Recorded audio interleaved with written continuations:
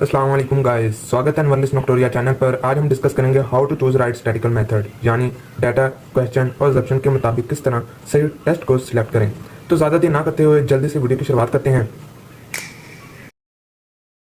Statically test choose करने से पहले हम चार चीज़ें देखते हैं। सबसे पहले हम अपना गोल देखते हैं और उसके बाद डाटा टाइप देखते हैं और उसके बाद ऑप्शन पूरी हो रही है यानी ये देखते हैं। लास्ट में हम देखते हैं कि ग्रुप्स कंपेयर कर रहे हैं तो कितने कर रहे हैं। पैरामेट्रिक और नॉन पैरामेट्रिक। पैरामेट्रिक उस वक्त इस्तेमाल की जाती है जब ऑप्शन पूरी हो, खासतौर पर डाटा नॉर्मलाइज हो, वेरिएंस इक्वल हो, ऑब्जर्वेशन इंडिपेंडेंट हो।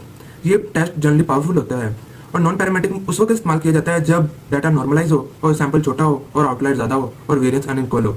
ये ज़्यादा फ्लेक्सिबल होता है और कम पावरफुल होता है, इसलिए हम ज़्यादा पैरामेट्रिक टेस्ट को प्रेफर करते हैं। पाइथन लाइब्रेरी और स्टैटिकली वर्कफ्लो देखें तो सबसे पहले हमारे पास है डाटा हैंडलर। इसके अंदर हम लाइब्रेरी यूज करते हैं नंपाई और पांडा। और दूसरे नंबर पे हमारे पास है स्टैटिकल टेस्ट और एग्जम्पशन। इसके अंदर हम लाइब्रेरी इस्तेमाल करते हैं साइपाई। और थर्ड नंबर पे हमारे पास विजुअलाइजेशन, इसके अंदर सीबोन और मैटप्लोट्लिब का ज़्यादातर इस्तेमाल करते हैं। और फोर्थ नंबर पे हमारे पास है अनोवा एंड पोथी। इसके अंदर हम लाइब्रेरी इस्तेमाल करते हैं स्टैटिकल मॉडल। और 5 नंबर पे हमारे पास मनोवा, इसके अंदर भी हम स्टैटिकल मॉडल लाइब्रेरी का इस्तेमाल करते हैं। अब हम लोड कर रहे हैं टाइटैनिक का डाटा सेट और डॉट हेडर प्रिंट करवा रहे हैं ताकि इसकी मदद से हम डाटा को टेबल की फॉर्म में देख सकें।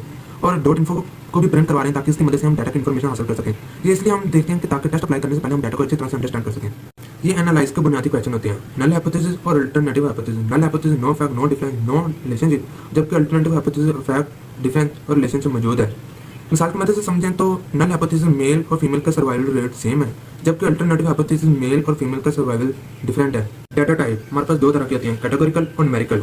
इसकी मदद से हम डाटा को आइडेंटिफाई करते हैं। कैटेगोरिकल के अंदर जेंडर, सर्वाइवल, क्लास और डिपार्टमेंट है और न्यूमेरिकल के अंदर एज, फेयर, हाइट, मार्क्स जैसे डाटा होता है। गोल्डन रूल ये है कि ये डाटा टाइप हमें गिवन डायरेक्शन देती है टेस्ट चूज करने में। कंपैरिजन के लिए कौन सा टेस्ट इस्तेमाल होता है? कैटेगोरिकल वर्सेस कैटेगोरिकल ये चाइस्केयर टेस्ट के लिए इस्तेमाल होता है, जबकि न्यूमेरिकल वर्सेस कैटेगोरिकल ये अनोवा या टी टेस्ट के लिए इस्तेमाल होता है। रिलेशनशिप के लिए कौन सा टेस्ट इस्तेमाल होता है? न्यूमेरिकल वर्सेस न्यूमेरिकल, रिग्रेशन और कोरिलेशन के लिए इस्तेमाल होता है। अगर हमने देखना उनको डाटा नॉर्मल है या नहीं तो हम हिस्टोग्राम, बॉक्स प्लॉट, क्यूकी प्लॉट और स्क्विरोविल टेस्ट का इस्तेमाल करते हैं।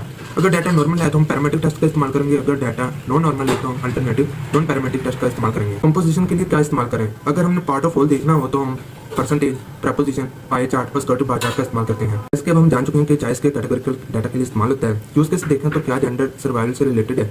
मिसाल की मदद से समझे तो सबसे पहले हम कंटीजेंसी टेबल क्रिएट करेंगे, फिर टेस्टिंग करेंगे और फिर डिसीजन मेकिंग करेंगे। डिसीजन मेकिंग ये कि पी की वैल्यू अगर 0.05 से लेस देन है तो इसका मतलब ये रिजेक्ट नल हाइपोथेसिस यानी वेरिएबल आर एसोसिएटेड। अगर पी की वैल्यू 0.05 से बड़ी है तो इसका मतलब fail to reject null hypothesis है यानी वेरिएबल आर इंडिपेंडेंट।